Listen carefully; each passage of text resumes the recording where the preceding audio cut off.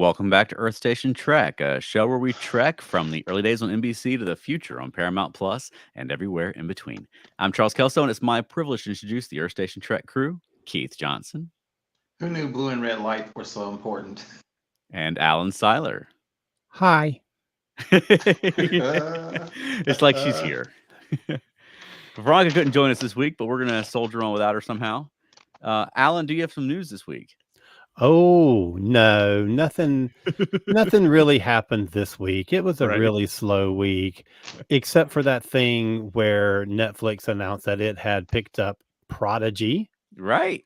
and will be showing the first season, which we've already seen, and the complete second season, which means we have 40 episodes of Prodigy coming up, Mm-hmm.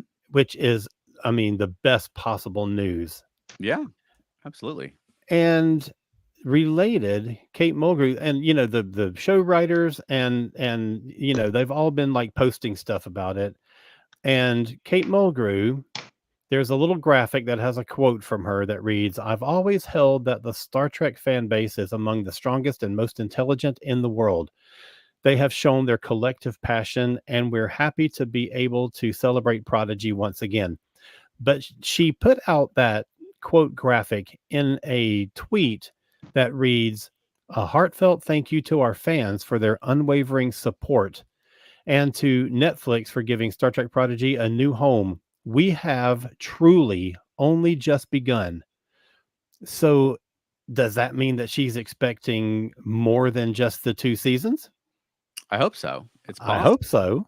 I mean, like Cobra Kai was on YouTube TV for 2 seasons before they cut it, and I think they cut all their scripted stuff, and then Netflix picked it up, and they're on, like, season 5 or 6 now, Yeah. and I know that Netflix has had a very good, working relationship with the Hageman brothers, where all the Troll Hunter shows and movies and things like that they've done, so Yeah. Yeah.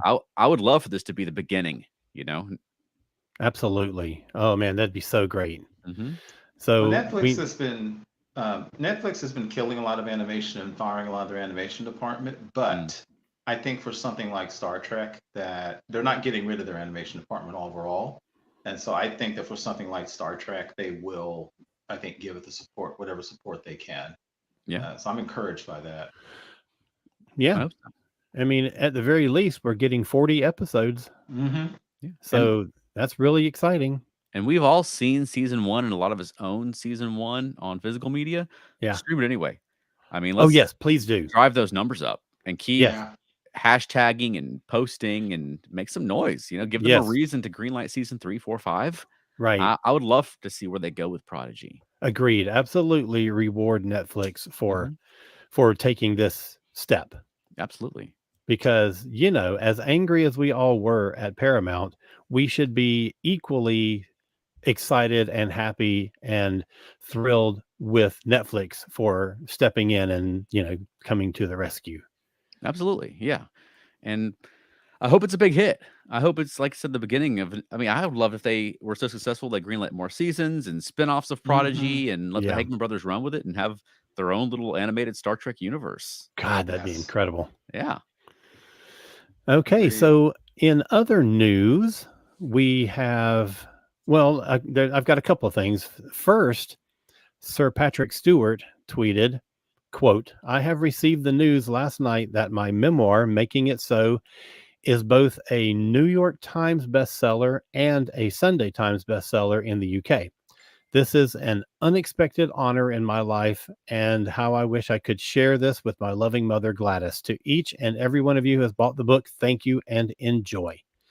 So, a New York Times best-selling author. Awesome. Isn't that great? Yeah. It is great. Yeah, and And I'm sorry, I say this every time we talk about Patrick Stewart because it's so funny. And Alan made a very good point. If every magazine and site online keeps posting excerpts from the book, I'll read the whole book before buying the book because there's everything out there. But one of the things I just continue to be fascinated by is by his very own words. Patrick Stewart was a very stereotypical Shakespearean stage British actor. I think everybody knows the stories of how one time he literally had a fit and yelled at all the TNG crew because they were joking around so much. And that man is not the man who would have written this book. And I just think it's amazing how that one show, which he didn't want to do, He took the show because his agent said, "Look, it's a Star Trek show, and it's new Star Trek. Nobody's going to watch new Star Trek. You'll do it for a year, take some money, and go back to Britain." That one show changed his life in just amazing ways, but changed his personality. We wouldn't have gotten this book were it not for Star Trek, and I think that's just amazing. Yeah. And one final item, and that is a week or so, maybe 2 weeks ago, we announced that Kid Cudi has a new Star Trek themed single that was coming out. It is now out. It's called Heaven's Galaxy, and it went live, I guess, yesterday, and or maybe last night. I don't know. What do y'all think about it? Have you listened? I have not. Oh, well, never mind then. I'm not really sure how I feel about it yet. I don't feel like, I mean, it's a 6.5 minute song, and it's Wow. a couple of minutes before he actually sings words. Yeah. And I don't know, man. I just don't feel like it's got a clear cut verse chorus kind of structure. And I'm not sure really where the song goes. Yeah. I mean, It just kind of exists for 6.5 minutes. it's better than very short treks. Well, okay. I mean, if that's our new standard, then yeah. That's our new low bar. Yeah, exactly. I mean, to me, it sounds like the ambiance things people play when they go to sleep, which Yeah. it's not really my kind of music, but it's not for me. So, I mean, ultimately, who cares what I think? Because they didn't bring in Kid Cudi to hype up the over 40 Star Trek fans. I think they're trying to reach across and get Kid Cudi fans to take a look at Star Trek, and I hope it works. Mm-hmm. I mean, Absolutely. I will say it sounds weird and spacey. Yes, it does. This is the kind of music I would like for the people in the 24th and 25th century to be listening to, and not like, the people in the 25th century listening to Pink Floyd on vinyl. I'd like to be able to listen to weird Beastie spacey Boys. music. Right. Or Yeah. Beastie Boys. Yeah. Yeah. I mean, I don't know. I mean, I couldn't pull a lot out of the lyrics. It's a lot of stuff like, warp into overdrive and I'm gonna keep fighting and that sort of thing. And I don't know. I mean, That sounds so funny. I got to listen to this now. you should. Aw. Okay, so Matt Sweatman says, it's so weird Alan giving good news in this segment. Hey man, when good news happens, I'm there to report it. Absolutely. And I certainly would rather do that than bad news. Yeah. And is this Veronica? Whoop, spoilers. Whoop, spoilers. Surely that's not, because it's too early in the show for that. Well, that would be on point for her, but I don't know. It would, yes. Absolutely. I don't know. And Matt Sweatman also says Pink Floyd and Beastie Boys forever. Okay. Yay to the first, to the second. That's it for the news. All right. Keith, do we have some This Week in Trek this week? Yeah, just a couple of first and iconic shows that I thought were worth mentioning. These are some shows that are relatively famous for a whole bunch of reasons, considered some of the best or worst of the franchise. On the 9th of October, back in 1995, we got what is arguably the best or one of the best of the Deep Space Nine episodes. That's the episode The Visitor.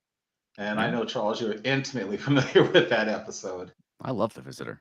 Yeah. For those who don't remember, that's the one where Ben Sisko gets stuck in a really interesting time loop where he goes into an alternate world, a realm, pops into our reality for just a few minutes. And every time he comes back, Jake is older because he's coming back. Really, really, really good episode. Tony Todd showing again that man can do no wrong when it comes to acting. If I could tell, Jake. I have a quick story about The Visitor that involves The Visitor. If I could, I don't know if I've told it on the podcast before or not. When I was 16, my girlfriend at the time bought me the novelization of The Visitor. And as your 16-year-old girlfriend does, wrote like a little loving note in the front for me. And I had that for a long time. And then I got to when I was 18, I've said this before on the podcast. I know I basically just dumped all my Star Trek books and comics and stuff at a used bookstore.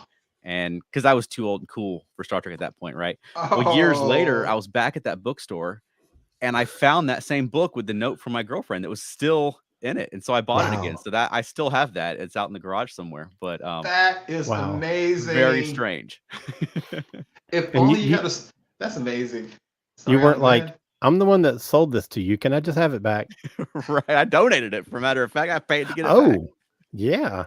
Yeah, no, Benny Russell's writing it out there somewhere, Can you imagine if you had a story like that about something like Amazing Fantasy number 15?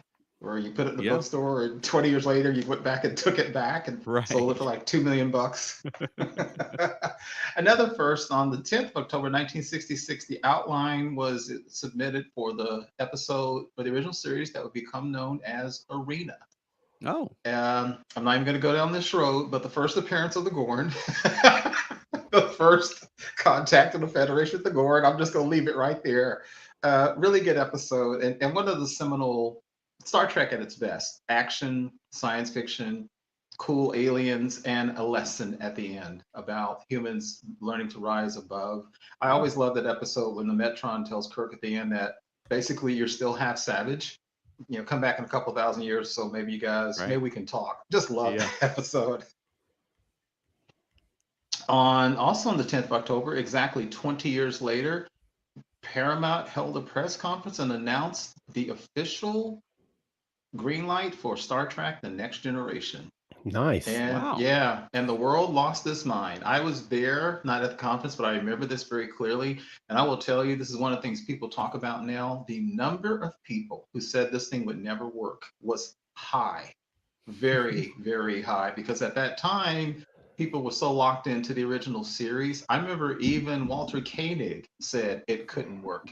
Yeah, there were just people who thought you can't do it if it's not Kirk, Spock, McCoy, Uhura, Scotty, Sulu. Yeah. And thank goodness it worked. Yeah. Well, yeah. In addition to that, people just made fun of it before Yeah. an episode ever aired. They were like, "You have a Yes. Klingon on the bridge? That's stupid. You have a Right. blind guy flying the ship." I Yes. mean, it was just everything was Mm-hmm. ridiculed. Yeah. And That's there was a very whole true. like rush of such and such new whatever new monkeys, the new Yeah. flying nun, all that kind of stuff. And Yeah. I mean, most of those came and went very quickly. And it's amazing that Star Trek made it. I mean, because for one, it wasn't that great of a show at first. It took a little Yes. time, but It they did. luckily they supported it, and so it had time to find itself and continue on to the success we have now. Yeah. Absolutely. And that was one Absolutely. of the things that was upheld as, being showing the new model of independent productions instead of everything being owned and operated by a network. That they gave it that chance to find itself, and it, sold itself into whatever market wanted to pick it up. It wasn't like it had to fight for network time slot and Mhm. network ratings. It could Right. do anything. And I remember, you know, uh, I guess it was toward the end of, no, it was the beginning of DS9. Our local CBS channel carried it, and they preempted. They had like I guess it was like the news slot. It was something where it was kind Mm-hmm. of like a big, like it was a network thing. It Mm-hmm. Mhm. was the Flash. That's what it was. They showed it in the Flash's time slot, in the network time slot, and then they showed Flash like way later, in after the news. Wow. That's what it was. So they preempted a CBS show. Isn't that great? That's awesome. That is Right? great. And to follow what Alan is saying, I think, which is a very good point, is before that, of course, Star Trek was broadcast on antenna, and you could Mm, find it anywhere. I know every time I went somewhere for a business trip or something, one of the first things I did was find a channel showing Star Trek. right. But to follow up what Alan's saying is there was a lot of concern about getting that show broadcast. And Gene Roddenberry was the one who said, let me syndicate it," and Yeah. he cut deals, and it was an amazing series of deals that Gene Roddenberry cut to get Star Trek: The Next Generation shown in Mm, syndication like that. It was kind of record, and it succeeded well past the expectations of the people behind the show yeah. in syndication like that. So another just amazing thing that he did. Yeah, first run syndication because shows became big for a while there Yeah, they in the Mm-hmm. did. 90s. Yeah. Right, right. And that's this week in Trek history. Cool. Awesome. Well, we're going to talk today about our favorite AIs in Star Trek, and that could be androids, it could be robots, it could be holograms. Our favorite, specifically nefarious or antagonistic AIs. And we did a little poll on our Facebook group. But I mean, first, before we get into the poll results, I mean, do you guys have any favorites that jump out at you? For some crazy reason, I don't know why I wasn't even thinking about it, but it's an episode that's near and dear to me for a lot of reasons. But M5, steps Okay. out for me because Right. it's all about human hubris on top of everything else. Yeah. That one always sticks out for me for a whole lot of reasons, and I think that's for me. Also, growing up as I did in the '60s and the '70s, M5 is kind of like there's a famous movie called Colossus: The Forbidden Project. Mm. So it's really about the computer that goes mad and takes over. That one always sticks out for me. What about you, Alan? Um, it's a subject that I really enjoy, particularly holodeck characters, and not necessarily nefarious ones, but I love Barclay's holodeck addiction. I love that he built his own worlds around his insecurities, and I Yeah. love Moriarty. Moriarty, man, that was the dude because he was built by Data to be somebody who could challenge Data. So he had to know everything Data knows and be as fast as Data is. And when you build an adversary to match yourself, that's a fascinating concept. Mhm. And I always, up until Picard season 3, I always loved Moriarty, and I only say that because I felt that was the only misstep in Picard season 3. It Yeah. was just like they, pimped him hard in the previews, and then he was like nothing in the show. But It wasn't even the Moriarty. It was just right, like a recreation of Moriarty. right, Yeah. And the other thing I'll follow up on that, what Alan said was I forget his name, but the actor, he went on, became famous for being on The Nanny. But the actor, if ever there was anybody I would have cast as Moriarty in an actual Sherlock Holmes series or movie, that actor nailed it. Mm. Playing Moriarty on that Oh, show. yeah. He was so good. He was every bit the equal of Patrick Stewart in that episode. Yeah. Such a great actor. Yeah, and it's funny. I mean, on our poll, our Mhm. number 1 and number Yeah. 2 Yeah. are M5 and Moriarty. right. You're kidding. No, So Wow. you guys got your fingers on the pulse. hey man, Well, either that's that or we interesting. looked at the poll, And they which I have represent, been a lot. and it's interesting because they represent kind of the three poles of AI. There's AI, the computer, AI, the hologram, and AI, maybe the robot / android. And so that would Right. make sense. Yeah. There you Fascinating. go. Yeah, the Moriarty thing is I mean, it's kind of like the old thing, like, could God create a rock that God couldn't lift? Or, you know what I Yes. mean? If God's all Yes. powerful, can he lift? But I mean, it's the same kind of thing with the hologram. Like, can the holodeck create an adversary that the holodeck can't beat? Mhm. I think, I mean, it's interesting as a just like a thought exercise. Mhm. And then you've got M5, which is, I mean, really, it's just human frailty being Yeah. passed on. Like the limitations of the creator being passed on to the creation, Yeah. Mhm. Yeah. which I think Mhm. is why the M5 story resonates to this day. I think because Yeah. it's William Marshall's portrayal of his, his heartache is, losing it. A guy who peaked when he was like 20 years old and has been trying to live up to himself ever since. Yeah. Yeah. I mean, it's Yeah. just a heartbreaking story. Yeah. Yeah, It's it really such a is. classic. Mm-hmm. Yeah, it absolutely is. Matt reminds us that Moriarty was played by Daniel Davis. That's the name. Thank you. Okay. Yeah. All right. You ready for number 3 on our poll? Heck yeah, man. Lore. Not surprising. Not surprising at Yeah, all. there you go. That's the third. Yeah, there you go. The robot / android. Yep. And I mean, I think he works so well. I mean, obviously he works because he's played by Brent Spiner, Mhm. but I mean, there's a long history of evil twins in Star Trek, but I would say Lore is probably the most successful evil twin Star Trek has done. Yeah. Agreed. I agree because I'll admit when I first saw Lore, and he was first season, which isn't the best season, I wasn't impressed with Lore because he was so kind of cliche, the evil twin. He even Mhm. always had, and we want to talk about maniacal laughs. He even always had almost like a little maniacal laugh going on. But I think he's elevated by Brent Spiner. Brent Spiner as an actor. Right. Mhm. Because as you say, the evil twin is, it's an incredible trope in science fiction. But he elevates it a little bit beyond just the cackling. Because, one of the things which I think we'll get to later, Lower Decks has done so well, is it's amazing. Every time somebody creates an AI, so many times the AI just literally wakes up and goes, hey, you know what, I think I'm going to kill everybody. And sometimes like, what the hell? You know, why? I Right. don't know, 'cause that's just what AIs do. Right. Yeah. Matt Switman celebrates the fact that lore has a new life in internet memes. That's true. Yeah. Yeah. All right. Moving on to number 3, as one which is one of my favorites, which is Landrew. Yes. Oh, yes. That is Yeah. just a crazy episode. It really Mhm. is. I love it though. Yeah, Return of the Archons is a lot of fun, and It I mean, is. Landrew goes back to like a Jesus thing.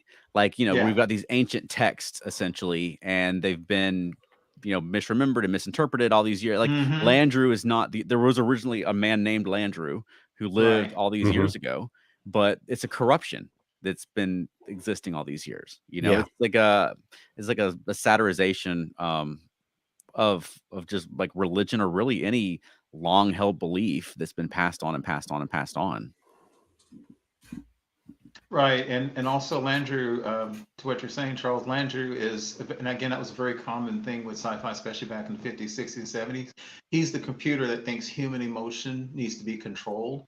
So he's created this really, really weird world where people are incredibly blissed out, like they've been taking some drugs all the time. And then every Right. now and then he literally lets them go. I guess nowadays something close to now chat would be the Purge movies. He lets them go, and I mean they do everything that night. And then the next day they're back to calm again. And I like at one point Spock even says, this is a computer's idea of a society. This is probably not what Landrew meant when he programmed that computer Right. 5,000 years before that, because it's a really weird world. Yeah. Yeah. And I love that they brought Landrew back for a little bit in Lower Decks. Yes. The do not obey sign on him. What you're saying about the parallel between that and the Purge movies is right on. I mean, I think it's so interesting to watch that episode, and you kind of watch that clock countdown, and then it strikes, and then everything changes. And it's really a fascinating thing to witness. Yeah. One other real quick thing about Landrew and M5 is they were also became the subjects of the famous meme that Captain Kirk can talk any computer and basically blowing up. Right. Just logicking it to death.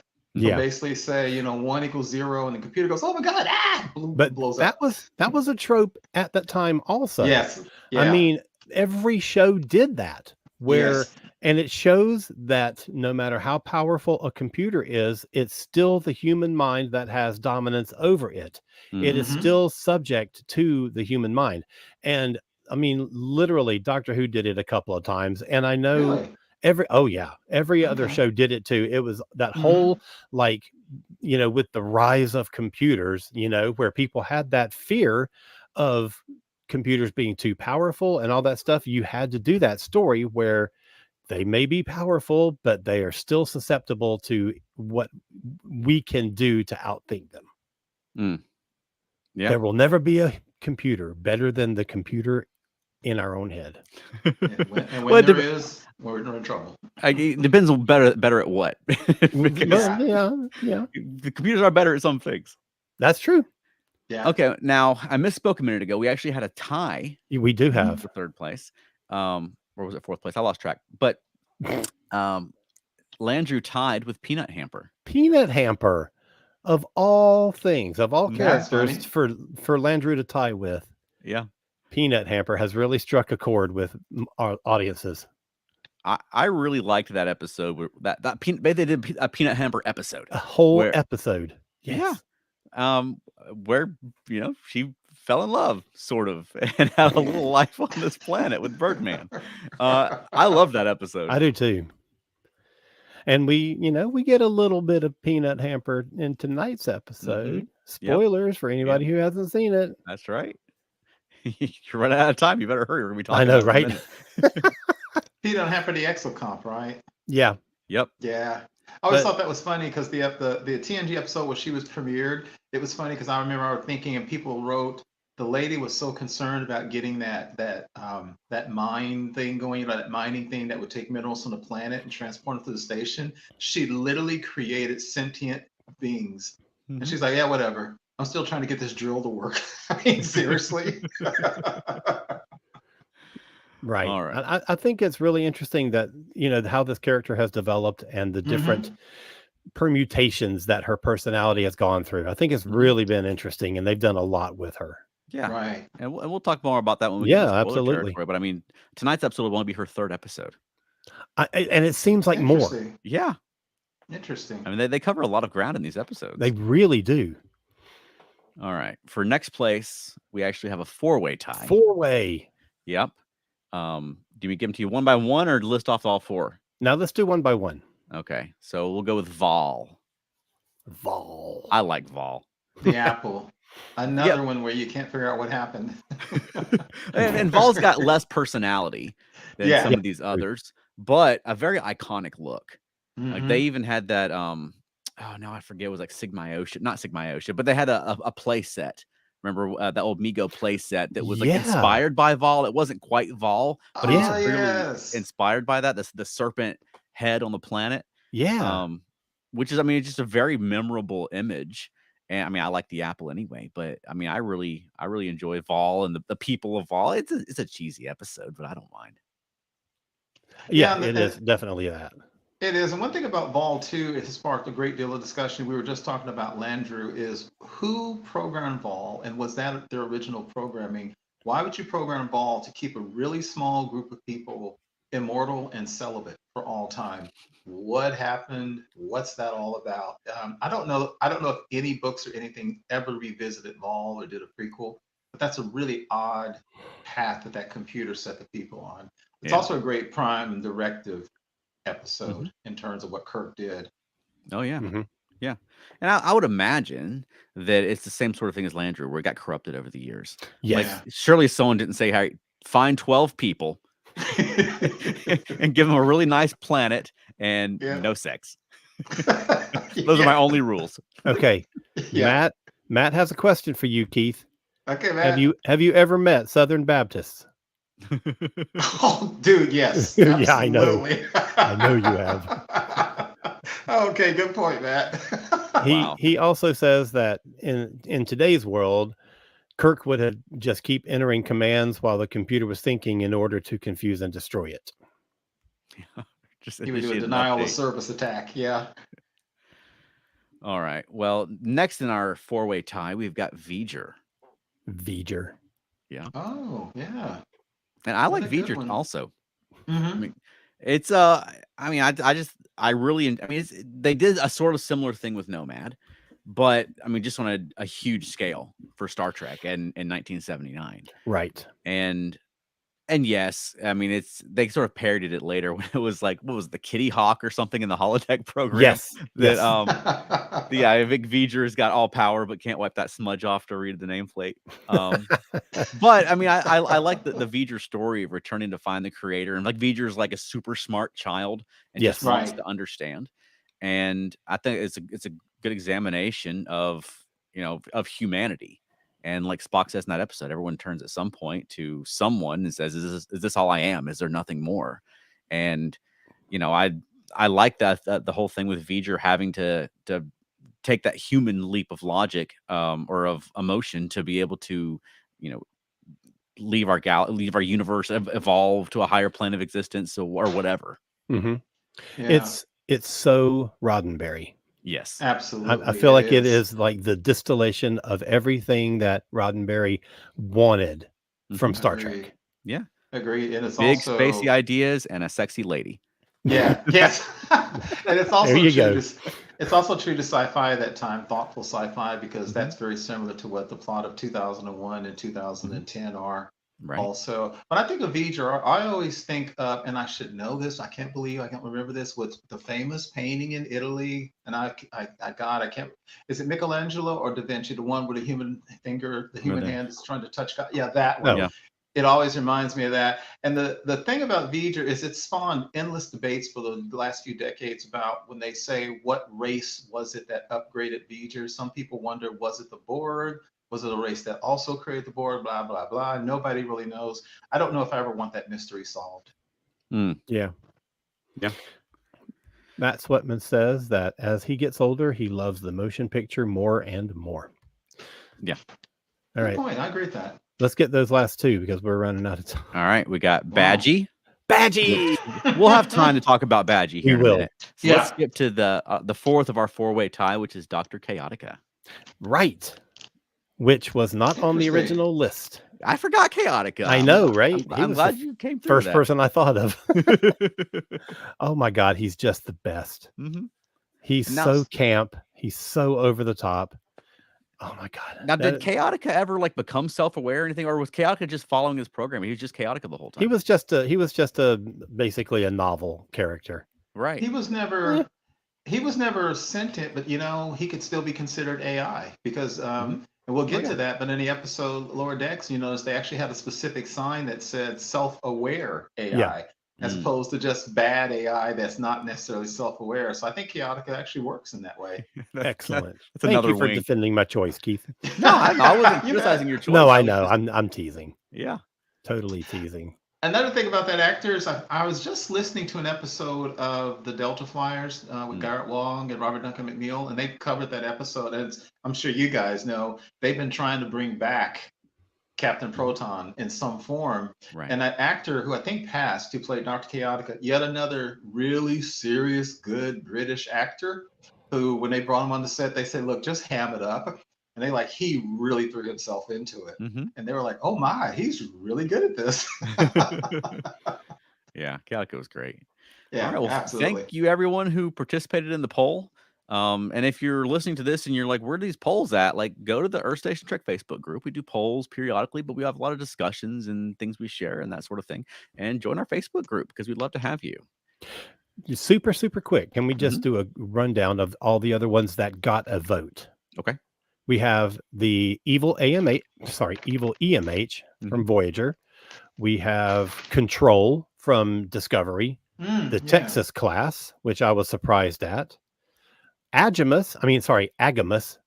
And I point that out because of tonight's episode. Ruck and Dreadnought. Oh, those, Ruck from What Are Little Girls Made Of? Yes. Yeah. The Dr. old Corby. ones. Yes. I love Ruck. That belongs. Yes. Those are great. Oh yeah, Those are totally. great. Totally. All right. Well, if you're listening on the audio podcast, we'll take a quick break right here and promote a fellow ESO Network podcast show. But don't go away because when we come back, we'll be talking about Star Trek Lower Decks, A Few Badgeys More. So stay right there. And if you're watching with us live, we're going to continue on and talk about Star Trek Lower Decks. Right on. And Veronica's not here to give us a cute little spoiler warning. So I'll just say spoilers for a few Badgeys More from Star Trek Lower Decks because we're going to spoil this and we're going to get into it. What did you guys think? Well, it's Lower Decks, so I loved it. Right. We got three returning adversaries, all of whom fit the AI category. And I loved seeing all three of them back and in the same episode. Brilliant. Keith? I think one of you guys said this the other week. I am stunned that this was an episode of a cartoon that's under 30 minutes and took me on such a journey. Made me laugh, made me wonder about the mystery, gave me drama, gave you satire, callbacks, humor. Phenomenal episode. Yeah. I am amazed at what they do.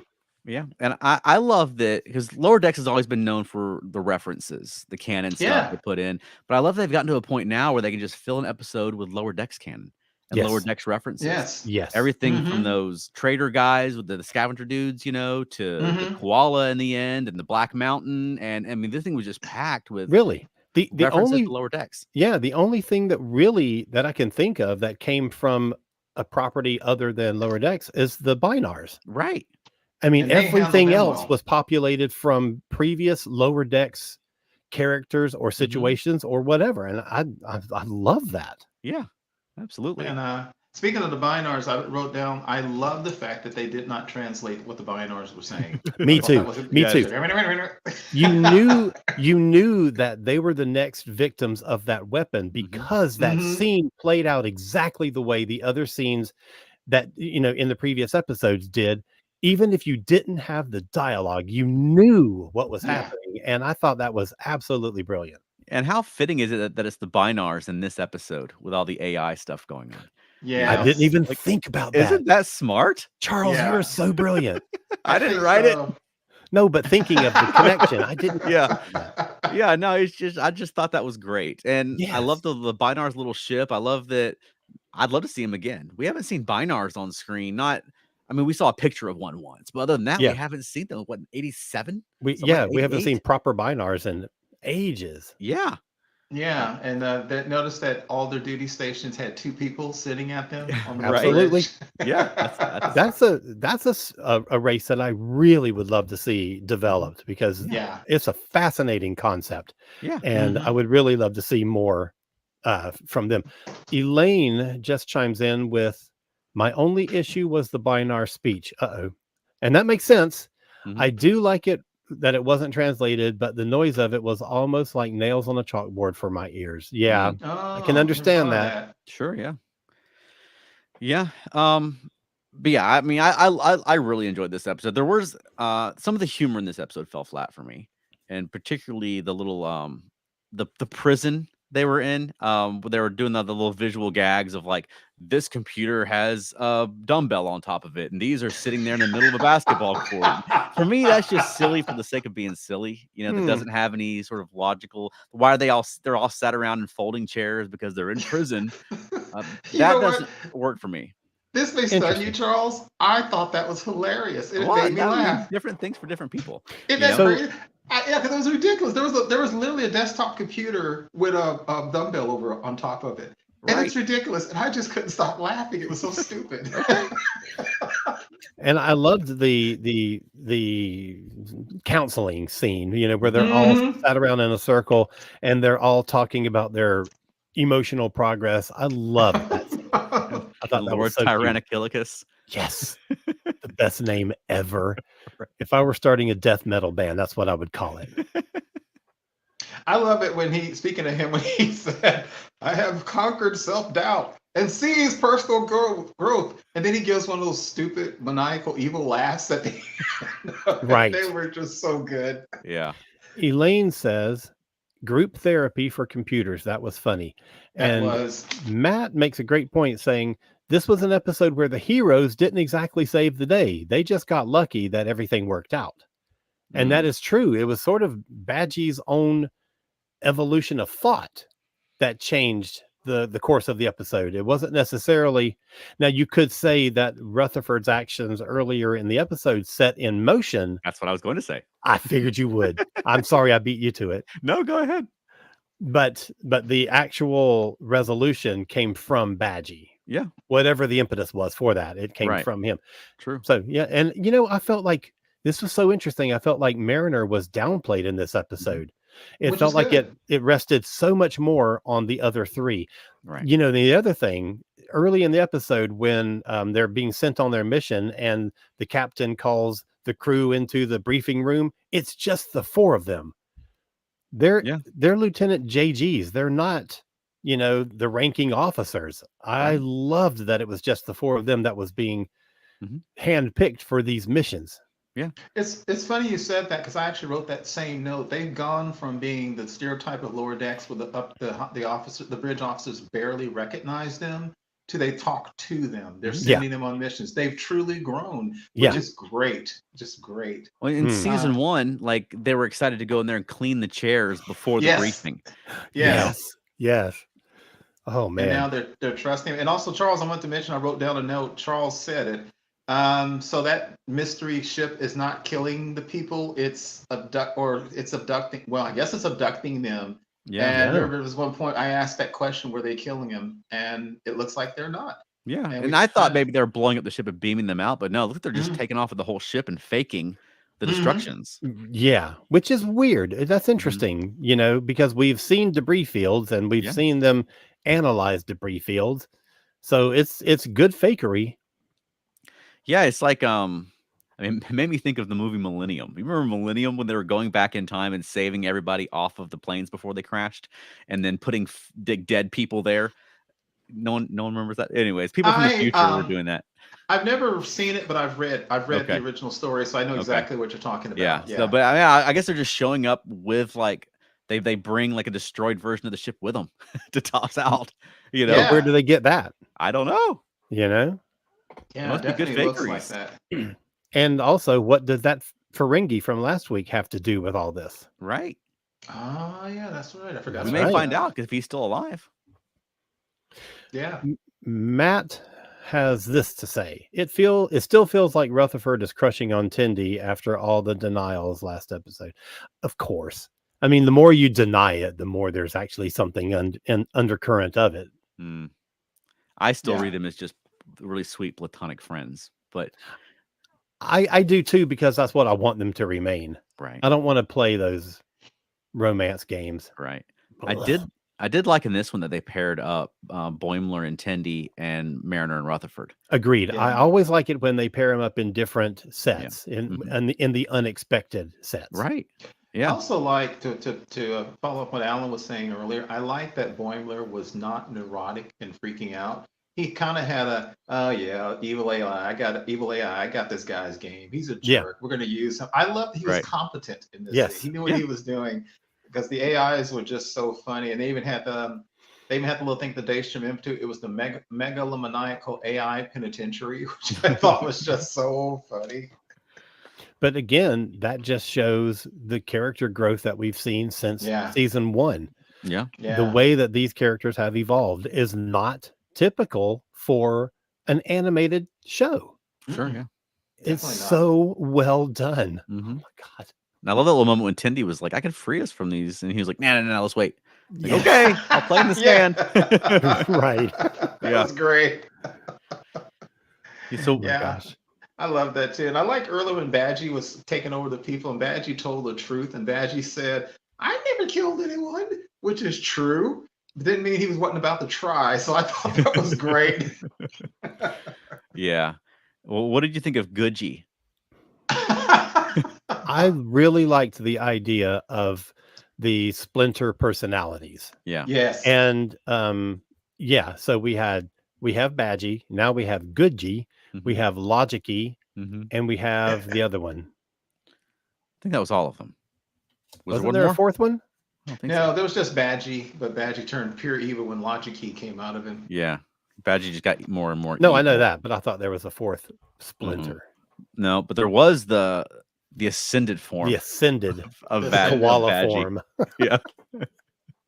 Which That was another great. callback to Lower Decks, because he ascended in very much the same Yeah. way as that dude in season 1 did. That's exactly right. All the extra arms and the similar effects and everything. Yeah. And I thought that was a cool sequence, because it was like he's getting more and more evil, and then you see him rising up out of the galaxy, and he's like, I can see everything, and they're just like, wait a minute, Yeah. why am I doing this? I thought that was a really fun sequence. Absolutely. Yeah. I think that until Discovery starts next year, I just need to rewatch all of Lower Decks. Yeah. I mean, just start at the beginning and do it all again. Yeah. God, it's such a good show and such a rewarding show. Mhm. Matt says, now was the enslavement of the planet part of Boimler's plan? Surely not. No, I think, but he made a comment I wrote down. He said, it's not like, we can't reverse this in an hour. Right. So Right. he was still playing along. 'Cause Yes, he knew exactly. He could take care of it. And Elaine loved Logicy and is sad that Logicy died. Well, Logicy would find that illogical. What I thought was interesting when you talked about Gujiki, and I kept looking at, I literally kept looking at their expressions, and Gujiki kept having this stupid grin on his face, way out of proportion to what was going on. Sometimes he'd look alarmed, but the very next second he just had this real stupid grin on his face, because that's what he was. Even at the end, when the alien said that they claimed him for right of salvage, he had this stupid smile on his face. Well, because and that's who he is. And that goes all the way back to Spaceballs. Dark Helmet says, evil will win because good is stupid. Yeah. And Logicy had that kind of expressionless expression, which was pretty good. Yeah. And Silver, gold, and bronze. Right. Yeah, that's and true. then blue for the ascent. Yeah. Hopefully there wasn't a large death count on that during the taking On over that of that planet? planet. I hope Right. they went down peacefully. Yeah, true. I think so. It was hilarious because I even looked and they even had the banners hanging with their pictures on it, or he did Right. because she had abandoned him. I thought that was just really funny, and the gag about the blue light, red light was funny to me. Yeah. Yep. So we got Badgie and we got Peanut Hamper and we got Agamus all in the same episode. Right. I would like to have Mhm. seen them a little bit more as a unit Mm, of evil, like an Right, axis of evil. Forgive me for saying that. But, as it was, they were all sort of three separate entities. And I would Yeah. love to see a team up of those three. And I feel Yeah. like if they do it now, then it wouldn't work. It would just be like, we've already had the three of them in an episode together. Right. But that would have been fun. Mhm. And it was great to have Jeffrey Combs back on the show again. Oh, always. Yes, he Always. was so good. He always is. He's so He great. was, Yeah. his voice was perfect for this, especially when he was. And I wasn't sure where they were going when they first went to the planet. He'd taken over, and they said he'd taken over, and he said it was easy once the coastal cities fell, and he was depressed. I don't know what's going on. He was depressed. He just took over the world, but he didn't have basically he wants to be his girlfriend with him, and it was hilarious. Yeah. Mhm. Well, speaking of Peanut Hamper, we mentioned her earlier Mhm. because she's been on in the 3 episodes she's appeared in. She's been on quite a journey on this show, Yes. Yeah. and there's 3 22-minute episodes, Mhm. Right. which is, I mean, it's impressive. And then this one, she's sharing the spotlight with Agamus and Badgie, so it's not even like a Peanut Hamper episode. Yeah. So what do we think about how Peanut Hamper, I mean, her redemption and going back home to the planet the exocomps came from? I mean, we'll have to see if it sticks. Yeah, true. If it's true, then they've lost an adversary. Mhm. Which it can be good. I mean, they may use her in very, very different ways next time we see her. That's true. Yeah, I think that might just be all she wants to do is kind of hang out with her dad and work on task. I think that's an interesting growth path. And of course, Agamus, we don't know. I love when they put him back in the jail and the other guys say, yeah, look who's back. That was just great. Right, the escape artist. Yeah. What did you think of it, Charles? Yeah, I liked it. I like the arc that she's gone on. Yeah, me too. And I'm impressed by just the ground they can cover in such few minutes. I mean, it's a real economy of storytelling. Wayne has joined the show and he says, I thought that the ascended Badgie's change of attitude was rather clever for a resolution. I agree. I really do. I enjoyed that a lot. And Matt says that I think Peanut Hamper is playing a long con. Oh no, say it ain't so. Right. That could be. That very well could be. She's sneaky. Yeah. I think to follow up on what Wayne said, I think that Badgie ascending and realizing the futility of evil, if that's not a Star Trek message, I don't know what is. Oh yeah. Because Badgie saw everything, time and space and energy. And I lost it and just laughed when that Badgie came up out of the galaxy, that giant galaxy-sized Badgie. And then he's like, why am I doing this? Because now he blissed out. He's one with everything. If that's not a Star Trek message, I just loved it. And it's a nice callback to V'ger, ascending. Exactly. So do you think that the next time we see an aspect of that character, it'll only be Guji? Because where do you go with Badgie after this? Oh, I don't know. I mean, I think you could bring Badgie back as an ascended form in some way, as like the wise, like make him like glowing white or something, like a god-like Badgie could appear later on in the show in some capacity. I would hate for them to go like turn the clock back on Badgie. I exactly don't go back to evil Badgie. Right. It'd be more like like if you had a death scene and it was Badgie instead of Q, like in the white robes in the white room. I could see something like that happening. Yeah. Well, totally. He did say he might go hang out with the Q Continuum. That's true. As one of his other potential things. Yeah. That could be very interesting. Visit the Black Mountain. Which is where Shax went when he died. That's right. Yes. Now, I did think the whole time they were fighting with Badgie on the ship, I kept thinking like, well, disable the holo emitters. figure out a way to disable the holo emitters. Yeah. And you got him. Yeah. You know? That's true. Yeah. And I was surprised that Agamus still has access to his drones. I know. And I know. even is in communication with drones that are flying around in space someplace. Yes. I thought Like it you was odd think there'd too. be like a Wi-Fi blocker on that place. You know all these Exactly. computers having like wireless access out of here. Exactly.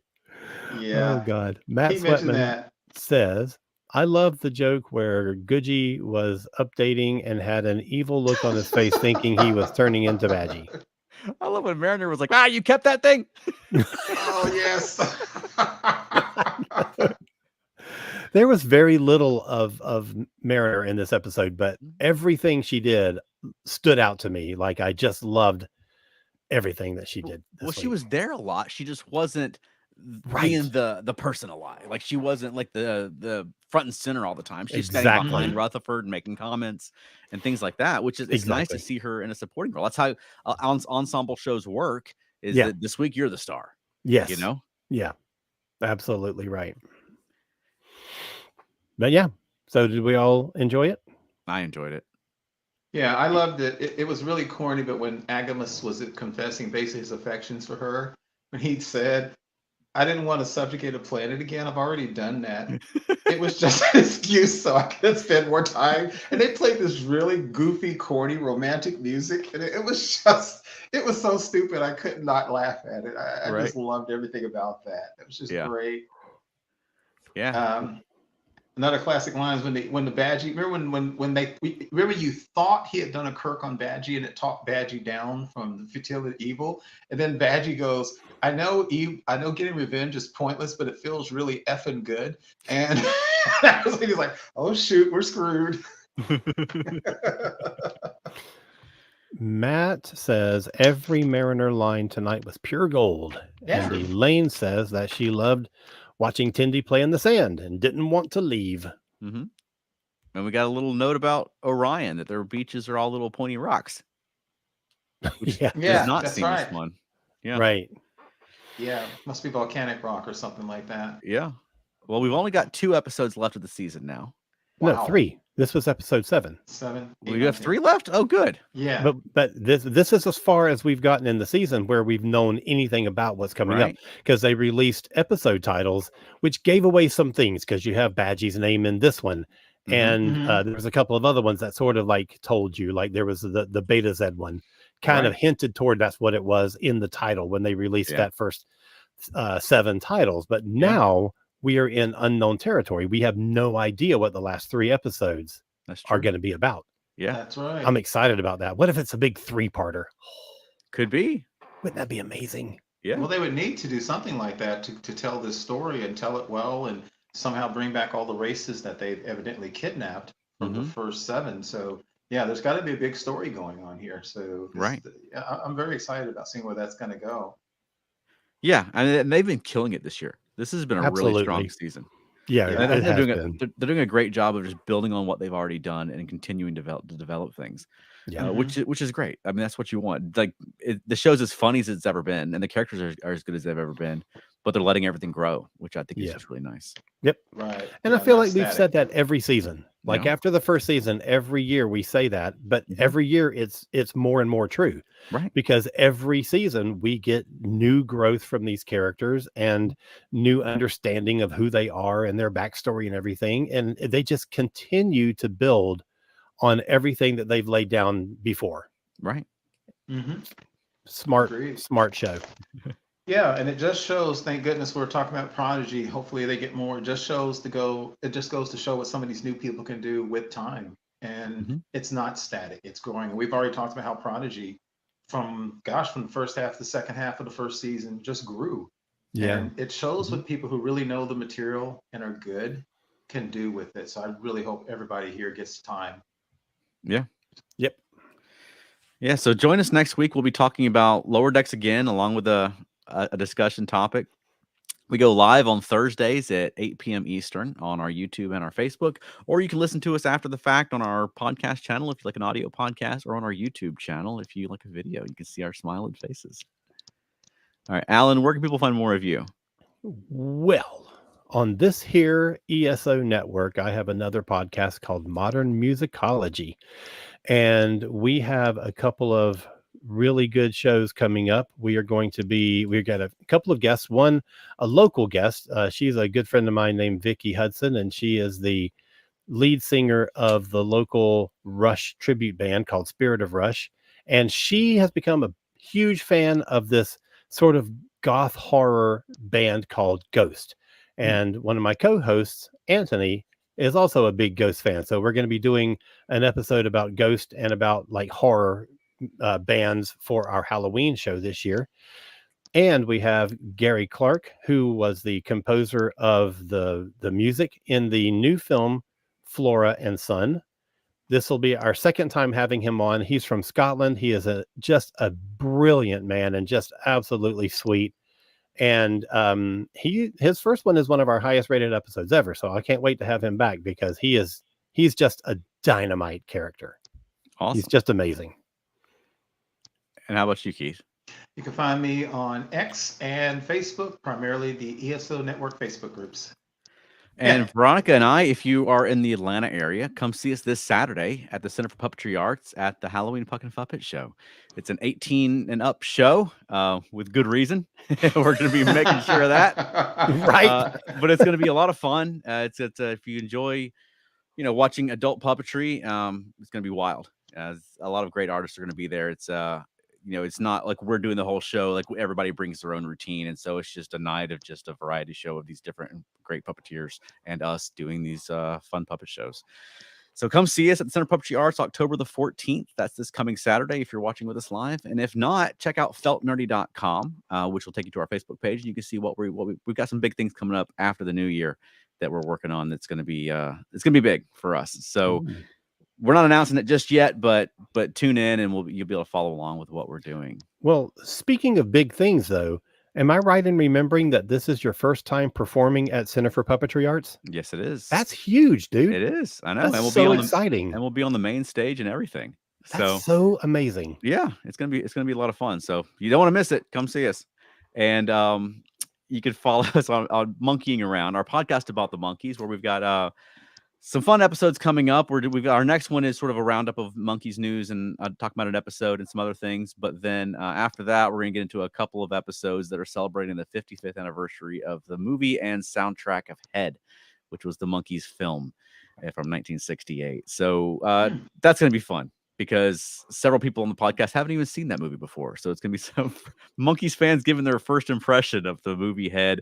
And then we've got some people who are more familiar with the film as well. All right. And who has a closing for us this week? No? Veronica? About that. I know. Then I'll say boop. Thanks, everybody. I guess that does it. Bye. Yeah, Take care, y'all. appreciate See you it, next y'all. Thursday. Bye.